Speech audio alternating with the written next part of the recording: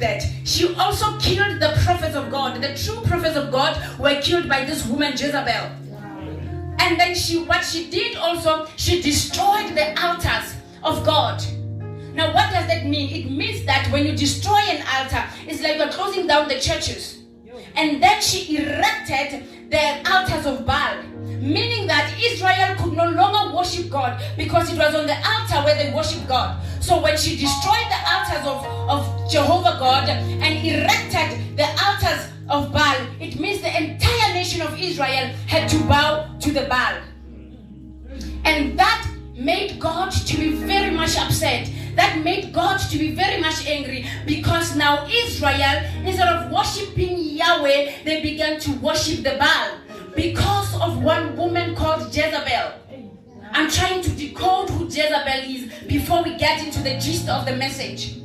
Jezebel was a wicked woman. Jezebel was a wicked woman. She feared no one, she feared nothing.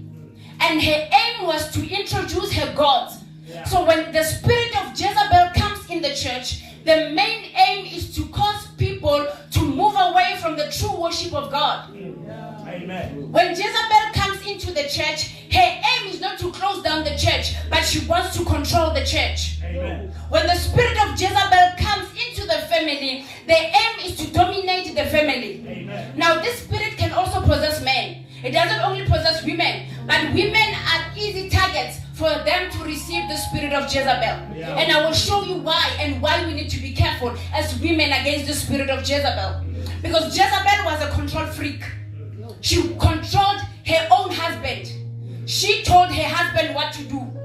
She told the husband, this is what we do things. This is how we do things. And these are things that as women we need to watch over and guard against. Yeah. Because the spirit of Jezebel is also governing nations. Yeah.